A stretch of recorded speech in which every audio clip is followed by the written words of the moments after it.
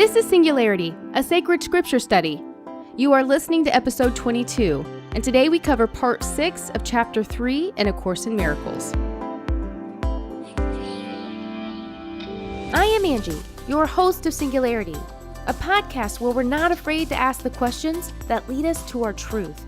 Each season we'll be discussing our way through a different sacred or inspired text. Join us with Season 1 as we find our truths in A Course in Miracles, the advent or beginning of a great awakening. And just as the Course itself will tell you, this is but one version of the universal curriculum. There are many others. This one only differing in form.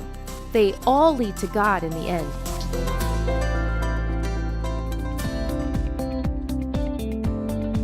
So go ahead and grab your coffee, have your pen and paper handy, and the text if you haven't. Don't forget, a free version is available online at acourseinmiraclesnow.com. Now the journey in discovering our truths starts right now. Here we go. Welcome back, Miracle Makers, to another episode of Singularity. Now today we're going to cover part 6 of chapter 3, so we're almost finished with chapter 3. We have one more part after this, part 7, to cover before we're finished. In today's episode, we're going to talk about judgment and the authority problem. Let's begin with paragraph 1. Now we've covered judgment when we talked about the last judgment, and here in this section of the text we're going to get an even clearer understanding of it. Judgment only serves as a symbol. It exists within the limits of living from perception. Once we remember how to see and evolve our senses from just physical impulses to miracle or love impulses, judgment no longer serves a purpose. Matthew 7:1 is quoted here in the Course. The phrase, "Judge not lest ye be judged."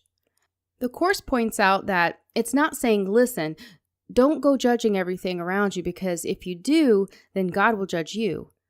Now, the concept behind this thought feeds into that fear we have toward an authoritative God. We learned last episode, perception is seeing with a belief in less or more. It's a constant process of evaluating and judging in order to select. All of this comes from the belief we have in being separated, having lack, and basically fear-based thinking. The verses Matthew 7:1-3 confirm what the Course is saying, which is, if you perceive the world around you, compartmentalizing everything as either less or more, it is inevitable that you will do the same when evaluating yourself. I'll say it this way. If you are seeing or experiencing everything around you from fear or lack, you will do the same when you're evaluating yourself. Paragraph 2. When we choose to judge and evaluate the world around us, believing the less or more, good or bad, we are thinking dualistically. And when we are in a dualistic mind, we are confirming the belief we are separate from our knowing, and we lose our peace. Using judgment instead of our knowing is our way of saying we believe we are a body. This means we are experiencing the world from the dualistic mind. With this fear-based mentality, we tend to give our attention to what feeds our fear, or really what carries the drama. So the silence that peace gives us, with all these positive things happening around us, fall to the background as the other makes all the noise, getting nearly our full attention. Everything we perceive lingers in our mind, especially the things we reject or judge, because even if we reject or judge something, it still leaves a feeling of lack and or need. This is one of the illusions we have. We think when we've decided we want no part of something, it has zero impact on us. However, the only way that could be true is if we believed that something didn't exist. But the fact we placed a judgment or a rejection at all says that we think that it must exist in some way. This is why in the end, it doesn't matter if we've made the right or wrong choices. What matters is if this was our focus, it just signifies our belief in the unreal. This is unavoidable because when we judge, what we're actually saying is we have something other than what is real. Paragraph 3. When we are free from the hold that judgment has over us, an incredible peace fills us. Now we know our brothers and see ourselves as we truly are. In the truth of knowing, we realize just how completely unnecessary judgment is. In fact, it's because of our cut and sort process of judgment, we could never see the wholeness of our brother. The Course tells us judgment and confusion go hand in hand because we use it as a tool to navigate the uncertainty of the unknown. But it's saying we don't need this tool to sort our way through the unknown, because there is no unknown. When we are in the knowing, judgment automatically falls away, and we are able to see right away where and how we need to change the way that we've been perceiving everything. Paragraph 4. We use judgment to accept or deny the world as we perceive it.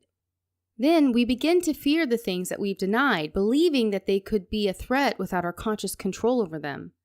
The fear we have isn't because the things that we've rejected are a threat. The fear is from the belief they're a threat.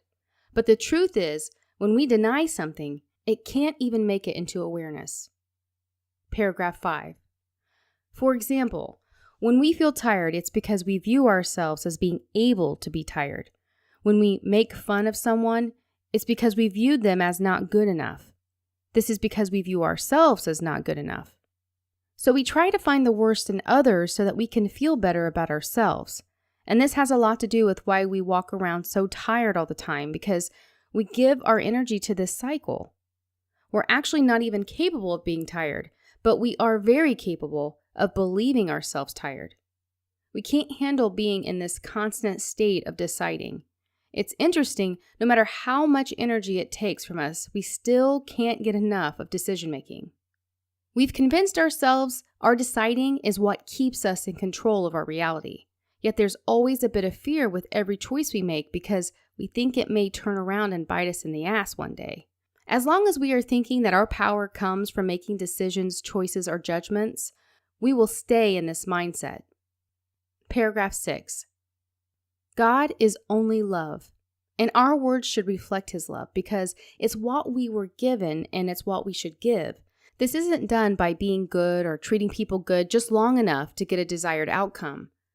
This way won't teach us love. The fact is, if we're not experiencing much love in our life, it's because most of the time we aren't being love. Paragraph 7. The current state of our mind has been overrun by ego, but no matter the state of our mind, our thoughts continually create, and what ego comes up with is always contradicting and never whole. So this makes for all kinds of side effects, leaving us pretty unstable. This instability stems from our authority problem. Thinking we have power over our reality, and our authority problem resulted when we thought it was possible to be separate from God. And it was this one impossible thought that produced a world not possible. Paragraph 8. Our authority issue really isn't an issue about authority. It's an issue of who's the creator or the originator of the original work. What's happened is we've convinced ourselves we're the originator of who we are. And so we project this untruth trying to convince everyone else the same. This is where we get the idea it could even be possible for someone else to swoop in and try to take ownership of being the originator of who we are. This basic error is inevitable when we think like this, because now we believe we're capable of taking over the originator's work. And there's a part of us that knows that this is a huge untruth to claim, and having this belief makes for a lot of stress, anxiety, and fear on our end. However, God remains unfazed by this. Although He is quick to undo it, it doesn't mean that it's a form of punishment. Instead, He just realizes and He's aware of the peace and the joy it brings us when we are resting in the assurance that He's built within the original work. The intention behind all original work is to keep the momentum of love moving everything higher and higher. Our originator created us with not just the ability, but also the drive to create our own original work. However, when we're stuck in this separate mindset, we tend to do this but without giving credit where credit is due. This cycle looks like this. We convince ourselves of having no creator and that we're our own originator. And because of this misthought, we start to question the originator of our own creations. This back and forth between who created what has our minds so unsure, the idea of us creating ourselves seems like a pretty good one. But even with that said, we still have times where we question if we even really exist at all. Paragraph 9. So when we judge, we will inevitably reject one and select another. We currently use this method to micromanage our reality one decision at a time. However, if we're willing to let go of this compulsion, we will be able to see. And I mean see with our miracle impulses.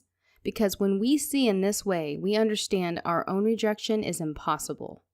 In fact, when we are judging, we are seeing ourselves with our physical impulses, believing ourselves to be our own creation. And in this mindset, we believe in some way we've taken God's power. But the fact is, we're losing it. Here's how we begin to reset. The Course reminds us, losing something doesn't mean it's gone. It just means we've forgotten where it is. The fact is, God's power exists, whether or not we've made a strong connection with it, or even if we haven't figured out where it is yet. And the good news is that there is a way to live in a reality where there is no judgment, where the existence of God's power is loud and leading, and we no longer have the desire or need to micromanage it. Paragraph 10. Peace is our natural state. We can accept or refuse our portion, but it is not up to us to decide what our portion is. The issue is we need to figure out where we stand on the basic question of who created us and make a choice.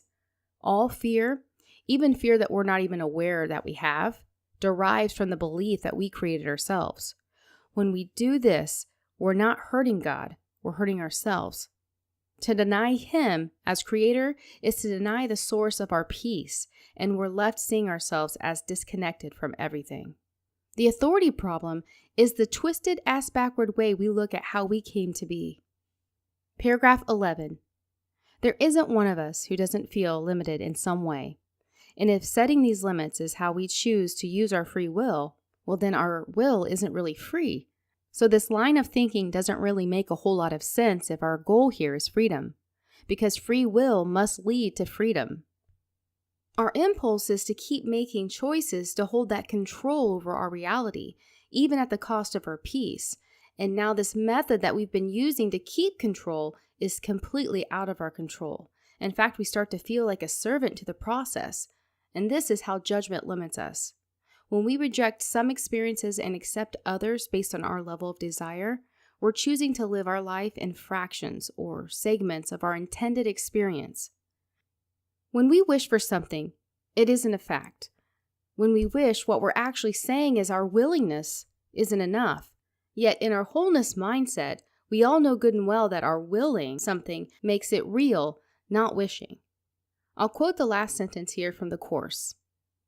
Instead of, "Seek ye first the kingdom of heaven," say, "Will ye first the kingdom of heaven?" And you have said, "I know what I am, and I accept my own inheritance."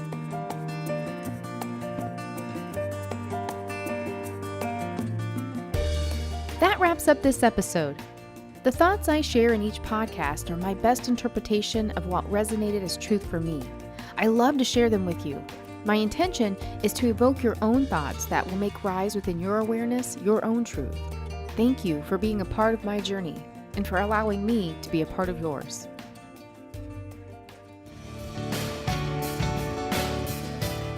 With your coffee still warm and your notes fresh, take some time to go inward. Align yourself daily with your truth and take it with you into every experience. And until next time, keep shining.